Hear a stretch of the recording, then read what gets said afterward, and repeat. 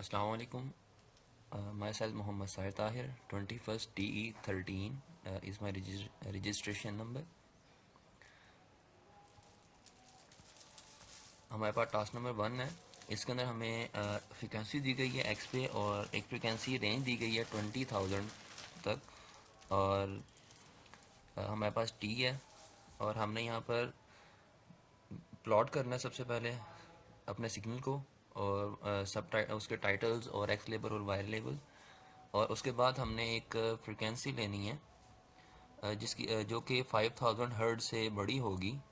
ठीक है, तो हमने उस फ्रिक्वेंसी को फिर उसके बाद हमने इधर प्लॉट करवाना है जिस तरह हमने ऊपर करवाया है, और उसी तरह उसको टाइटल और एक्स लेबल और वाई लेबल करना है।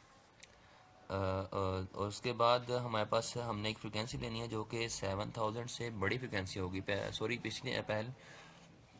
पहले हमने फ्रिक्वेंसी ली जो कि 5000 हर्ट्ज से बड़ी थी, और अब हमने जो फ्रिक्वेंसी लेनी है वो 7000 हर्ट्ज से बड़ी फ्रिक्वेंसी होगी।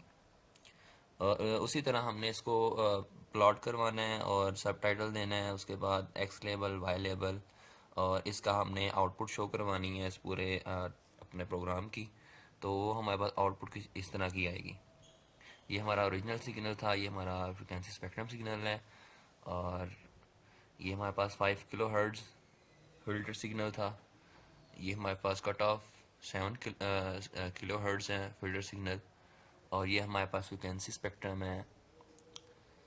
और हमारे पास टास्क नंबर 2 है जिसमें हमारे पास एक ऑडियो सिग्नल था। उसके अंदर हमने सबसे पहले हमने उसके अंदर से हाई फ्रिक्वेंसीज को फ़िल्टर आउट करना था और आउटपुट चेक करनी थी, और उसके बाद हमने उसके अंदर से लो फ्रिक्वेंसीज को फ़िल्टर आउट करना था, और फिर हमने उसकी आउटपुट चेक करनी थी, देखना था कि आया क्या फ़र्क पड़ता है हमारे ऑडियो सिग्नल के ऊपर। तो यहाँ पर हमारे पास एक ऑडियो सिग्नल है, DFT हमारा यहाँ पर n है, लेंथ DFT, और उसके बाद हमने कैलकुलेट किया अपना इंडेक्स अपर और लोअर हाफ फ्रिक्वेंसीज पर। यहाँ पर हमने दो फंक्शंस लिए हैं,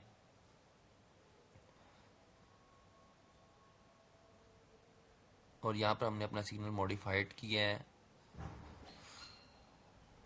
और उसके बाद हमने रिकन्स्ट्रक्ट किया अपने ऑडियो को।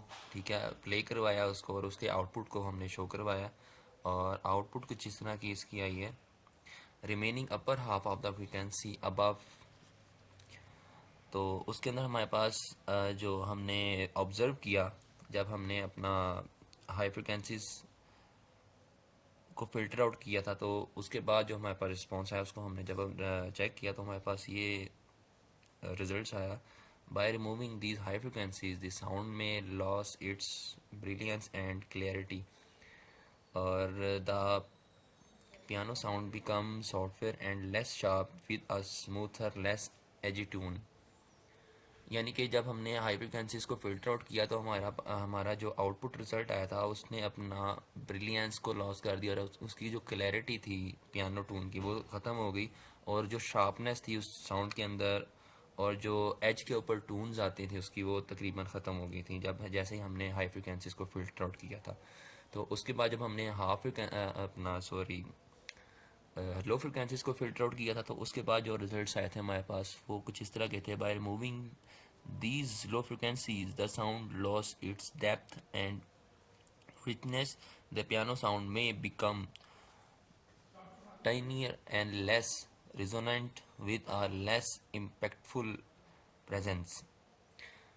यानी कि जब हमने लो फ्रिक्वेंसीज को फ़िल्टर आउट किया तो हमारे पास जो रिज़ल्ट्स आए थे पियानो टून के, उनकी डेप्थ और रिचनेस का तकरीबन उसने खो दी थी या चली गई थी उसकी, और उसके साथ साथ जो उसका इम्पैक्टफुल लेस, और उसके साथ जो हमारे पास लेस रेजोनेंट थी वो भी तकरीबन उसका बहुत कम उसका असर उसके ऊपर शो हो रहा था, सुनाई दे रहा था।